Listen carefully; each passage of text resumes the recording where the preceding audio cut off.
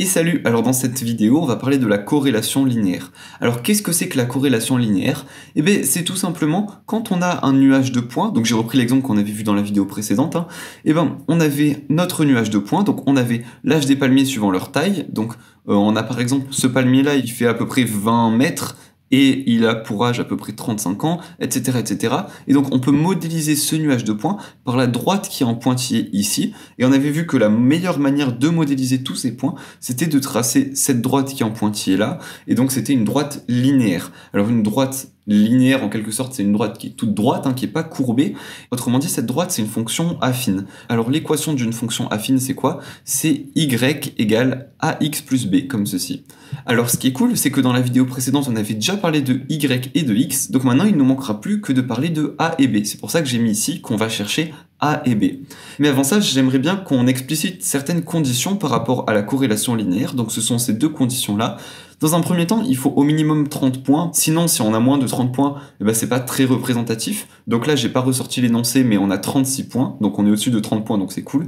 Il faut enlever les points exceptionnels. Alors, en fait, ces points exceptionnels, c'est quoi? Eh bien, regardez, si par exemple, alors je vais écrire ici, donc si par exemple, j'ai des points comme ça, ok, et là, j'ai un point qui est tout seul ici. Alors, pour que ce soit encore plus flagrant, je vais mettre des points vraiment partout. Et ben, est-ce que là, on peut dire qu'on a une corrélation qui est comme ça? Eh ben, pas vraiment, parce que là, vous voyez, il y a juste un point qui fait la corrélation. Donc, si on enlevait ce point, eh ben, on n'aurait pas de corrélation, du coup, vu que les points, ils sont n'importe où, ils sont répartis aléatoirement. Donc, vous pouvez d'ailleurs vous référer à la première vidéo sur la corrélation, et vous verrez que ça correspond parfaitement à un nuage de points aléatoire, donc pas de corrélation. Donc, vous voyez que ce point, par exemple, il va surestimer la relation, donc il faut l'éviter. Pareil, on a des points qui inversent les relations. Par exemple, si j'ai ce nuage de points là comme ceci et que j'ai un point ici, eh bien la relation elle aura tendance à être comme ça, alors que si j'enlève uniquement ce point, eh bien ma relation elle sera comme ça. Donc vous voyez que seulement un point va inverser ma relation, donc il faut éviter ce point aussi. Alors là, l'avantage c'est qu'on n'a pas ce genre de point, donc on n'a pas de point qui surestime ou qui inverse la relation, donc on peut garder tous nos points. Sinon il faudrait enlever tous ces points là. Donc maintenant qu'on a bien vu ça, on va pouvoir s'intéresser un peu plus à comment trouver A et B. Alors je vous propose que j'enlève ça pour avoir un peu plus de place. Alors en fait, tout simplement, l'équation de A, ça va être quoi? Ça va être la covariance de xy sur la variance de x. Alors la covariance, on n'en a jamais parlé, mais vous allez voir que c'est vraiment assez simple.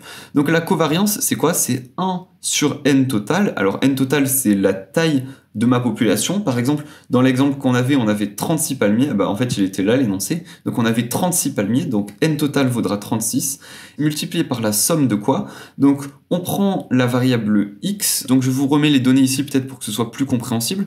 Donc, 1 sur n total avec n total qui est 36, multiplié par la somme des xi moins x bar. Alors là, en fait, la taille du palmier, c'est x, on avait dit, et l'âge du palmier, c'est y. Donc, du coup, ce qu'il va nous falloir faire, c'est on fait la moyenne de toutes les tailles. Et à chaque fois, on va prendre xi, donc c'est par exemple 7 cellules, moins la moyenne, multiplié par yi, donc 7 cellules moins la moyenne de tous les âges. Et après, donc, étant donné que c'est la somme, on va faire plus, et on va passer à cette ligne-là, donc on va faire ce xi, donc cette cellule-là, moins la moyenne de la taille, multiplié par cette cellule-là, moins la moyenne de tous les âges, etc., etc. Et on va faire ça pour toutes les valeurs. Donc c'est comme ça qu'on trouve la covariance. Et la variance c'est quoi? Alors on en a déjà parlé plusieurs fois de la variance, c'est 1 sur n total multiplié par somme de xi moins x bar au carré. Donc là, xi et x bar, on fait la même chose pour le trouver, donc avec la taille du palmier, sauf qu'à chaque fois on mettra au carré avant de faire la somme.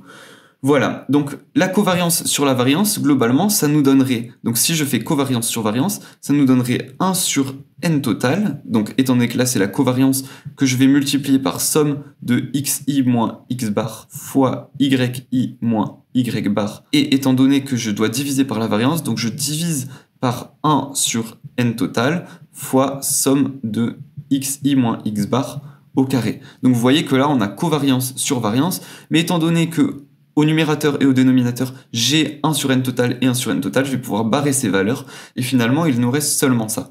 Donc voilà finalement comment je peux calculer A, j'ai deux manières, si on me donne la covariance et la variance, ou si j'ai moyen de les calculer, eh ben je vais les utiliser, Et par contre, si on me donne ces valeurs-là, eh ben, j'utilise ces valeurs-là.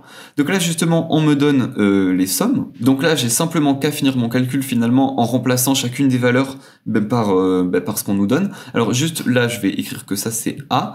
Et là, on me dit que la somme des xi moins x bar fois yi moins y bar, c'est 4528,98, donc 4528,98.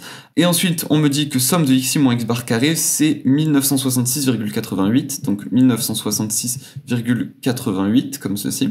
Et du coup, si vous faites ce calcul, vous allez trouver finalement que A vaut 2,30, comme ceci. Donc ça veut dire qu'à chaque fois que mon y augmente de 1, et ben mon x va augmenter de 2,30. Maintenant, on peut passer au calcul de b. Alors, ce qu'il faut savoir, c'est que si je reprends cette expression-là, on a y égale ax plus b. Alors, je vais l'écrire ici, donc y égale ax plus b. Alors, ce que je peux faire, c'est que je peux utiliser la moyenne. Donc, à chaque fois que j'avais une barre, je ne l'ai pas précisé, mais c'était la moyenne. Donc là, j'ai moyenne et là, j'ai moyenne. Et du coup, moi, je veux b et je connais y, je connais a, je connais x. Donc, finalement, je vais passer ax de l'autre côté. Et comme ça, j'aurai que b est égal à y moins ax, comme ceci. Et je vais mettre la barre dessus pour dire que c'est la moyenne. Alors, une autre manière d'écrire ça, c'est tout simplement d'écrire, je vais simplement développer en fait cette barre. Alors, cette barre, ça veut dire quoi? Ça veut dire que c'est la moyenne, et la moyenne, c'est 1 sur n total multiplié par somme des y, comme ceci. Et donc ça, c'était pour y bar. Ensuite, je fais moins a fois, et là, j'ai x bar, pareil, donc ce serait 1 sur n total, 1 sur n total, fois la somme, cette fois c'est un x qui a une barre, donc fois somme des xi, comme ceci. Alors, je vais un petit peu me décaler pour que vous voyez, voilà, comme ceci. Et maintenant, j'ai plus qu'à remplacer, là, comme tout à l'heure, donc 1 sur n total c'est 36, donc j'ai 1 sur 36. Ensuite, j'ai somme des yi, on nous dit que c'est 1052,72, donc 1052,72. Ensuite, là, je vais faire moins A. Alors, A, on le connaît. A, c'est 2,30. On l'a calculé tout à l'heure. Donc, 2,30 fois 1 sur n total, donc 1 sur 36. Somme des xi. Somme des xi, on nous le donne là. C'est 550,87. Donc, 550,87, comme ceci. Et donc, si vous faites ce calcul-là, à la fin, vous allez trouver moins 5,95. Alors, remarquez que là, on a des données qu'on n'a pas utilisées. C'est pas grave. Donc finalement, l'équation de droite qui représente la corrélation linéaire, autrement dit, l'équation de la droite en pointillé, ici, c'est quoi? C'est y est égal à ax plus b avec a qui est égal à 2,30. Donc 2,30 x plus b, et b c'est moins 5,95, donc c'est moins 5,95, comme ceci. Et donc là, on a trouvé l'équation de notre droite de corrélation.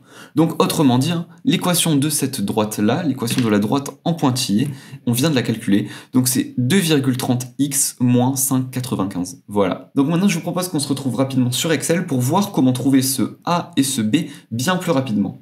Alors on se retrouve sur Excel, donc avec le même fichier que dans les vidéos précédentes, et pour calculer A, alors A c'est quoi? C'est la pente en quelque sorte de notre courbe, donc je vais écrire égale pente comme ceci, voilà, on voit qu'on a pente, je double-clique ici, et d'abord Excel veut les Y, donc pour ça, je vais sélectionner toutes les données qui correspondent à Y, donc toutes ces données-là, et puis ensuite je vais faire point virgule comme ceci, et ensuite Excel veut toutes les données qui correspondent à X, donc je vais sélectionner tous mes points associés à la variable X, donc cette variable là comme ceci, je ferme la parenthèse et je fais entrer, et on voit que la pente de la courbe vaut 2,30. Alors après je peux calculer aussi B, et B c'est quoi? Alors B c'est l'ordonnée à l'origine, donc je vais faire égal ordonnée comme ceci, et voilà on voit ordonnée.origine ici, donc je vais double-cliquer, et d'abord Excel veut les Y, donc je vais sélectionner tout ça, et puis ensuite point virgule, ensuite Excel veut les X, donc je vais sélectionner toutes les données qui correspondent à la variable X, comme ceci, je fais entrer, et là on voit que l'ordonnée vaut moins 5,99. Alors autrement dit, cette droite-là, elle est donc sous forme AX plus B, et A vaut 2,30, donc sa pente a un coefficient de 2,30, et B, donc l'ordonnée à l'origine ici, il vaut moins 6 pratiquement, moins 5,99. Alors une autre manière d'insérer ce coefficient-là, ces coefficients A et B, une autre manière de les trouver, c'est dans le graphique, je vais double-cliquer sur ma courbe de tendance, comme ceci, et là, alors je vais un petit peu descendre, et je vais cliquer sur afficher l'équation du graphique, ici, et là, regardez, Excel m'a inséré l'équation qui est y égale, voilà, ax plus b avec a qui vaut 2,30, donc c'était bien ce qu'on avait ici, et b qui vaut moins 5,99, donc c'est bien ce qu'on avait ici aussi. Voilà, donc j'espère que vous avez bien compris la corrélation linéaire, ses conditions, comment trouver les coefficients et manuellement et avec Excel. Donc si c'est le cas, vous pouvez lâcher un petit like, ça fait super plaisir. Si vous avez des questions ou quoi, bien sûr, vous pouvez les laisser dans les commentaires. Et nous, on se retrouve dans la prochaine vidéo pour parler du coefficient de corrélation. Du coup, à tout de suite.